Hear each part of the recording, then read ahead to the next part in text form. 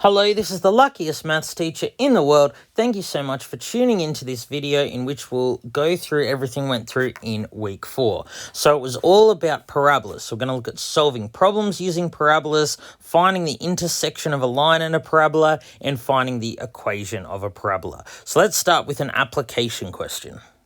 So in this question, the owner of a sunglass store notes he sells X sunglasses. So X is the number he sells if the price is 200 minus 2X. And we're going to figure out what should be the price in order to maximize revenue. So hopefully we can see from what we've learned that when we have a max or min question, we're talking about finding a quadratic function and finding its turning point. Because every parabola, every quadratic function either has a maximum or a minimum. Now what's happening here is how many he sells and the price are related. So this basically says that at $200, he's going to sell no sunglasses. If he wants to sell 10 sunglasses, he'll need to sell them for 200 minus 2 times 10, which is $180. So he's going to sell more sunglasses the lower the price is, which makes common sense. But this is a linear function. How does it turn into a quadratic function? Well, we'll let revenue be R. His revenue is just the number he sells multiplied by the price of each. So if we expand that, we just get 200x minus 2x squared. Of course, this is a quadratic function. This is the revenue, how many he sells times the price. So to find the maximum revenue, we're going to find the turning point of this quadratic. So remember, for turning point, it's always x equals minus b over 2a. So b is the coefficient of x. Here it's 200. And a is the coefficient of x squared. So it's b minus b over 2 times a. So if you put that in your calculator, you get 50. That means revenue is going to be a maximum when x is 50, when he sells 50 sunglasses. Now, if he wants to sell 50 sunglasses, then the price is going to be 200 minus 2 times 50, which gives 100. So the maximum revenue is going to be 50 sunglasses at $100 each, so he's going to make $5,000. So if he makes the price a little more than 100, let's say he made the price $102, he would only sell 49 sunglasses and his revenue would be $4,998. So he can't just, make the price larger, because then he will sell fewer sunglasses and won't make as much money. So this is the maximum revenue. Now we know that this is going to be a maximum value because this parabola here would be a frowny face because the coefficient of x squared, a, is negative. So that's why this has a maximum and not a minimum. All right, let's now look at the point of intersection of a line and a parabola. So hopefully you can see this is a line and this is a parabola. We just want to find their point of intersection. Now that's really easy to do. We just equate these two things. They're both y. At the point of intersection, we want them to have the same y value. So we let this y equal that y.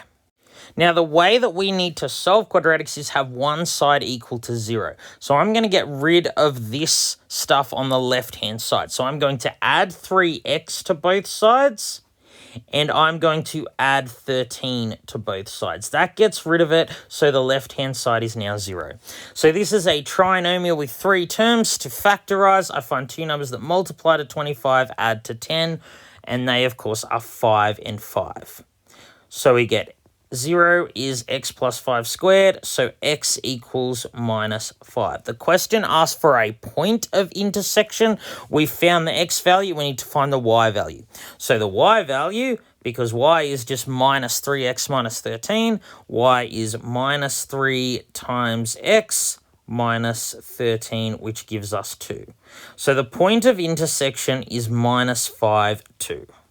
So if the parabola is red and the line is green, this is what it will look like, and this will be the point minus 5, 2.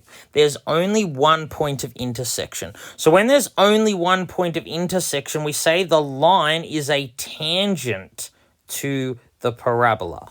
So if the line were to intersect the parabola twice, then it would be a secant. But tangent means only one point of intersection. All right, let's look at the final thing, finding the equation of a parabola.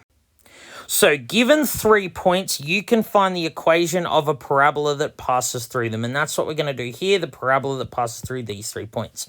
Now, the equation of any parabola is y equals ax squared plus bx plus c.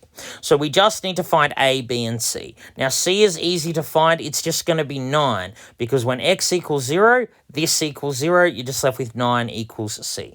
So we have c equals 9. Now what we're going to do to find a and b, we're going to use this point to form an equation, this point to form an equation, and solve them simultaneously. So if I want to use this point to form an equation, I have y equals a times x squared plus b times x plus c, which was 9. So now I'm going to subtract 9 from both sides to get 20 and make it a little easy to work with. Minus 2 squared gives positive 4. So I've got 20 equals 4a minus 2b. So in a similar way, I'm going to get my next equation. Y equals a times x squared. The x value here is 3 plus b times x plus c, which was 9. I'm going to subtract 9 from both sides and just make this a little easier to work with. So I have one equation here, one equation here. I'm going to solve them simultaneously using the elimination method. So to use the elimination method, I need to make either the coefficient of a or the coefficient of b the same in each equation. So to make the coefficient of b the same, I'm going to multiply this equation by 3 and then this equation by 2. So this top equation here becomes, multiplying everything by 3, 60 equals 12a minus 6b, and the bottom equation, 30 equals 18a plus 6b. So now I'm going to eliminate the b's because they have the same coefficient in both equations. Because the sign is different, one's a plus, one's a minus, I'm going to add together the two equations because minus 6b plus 6b is 0. So I get 30a equals 60 plus 30 is 90, so a is equal to 3. If I substitute a equals 3 back into, say, this equation, I get minus 6b is equal to 24. I get b is minus 4. So I've done enough to find the answer. The answer is y equals a, which was 3, ax squared, plus bx plus c, and then I'm done. All right, you're doing a great job. Keep your head up. This has been the luckiest maths teacher in the world. Thanks for watching. Have a great day.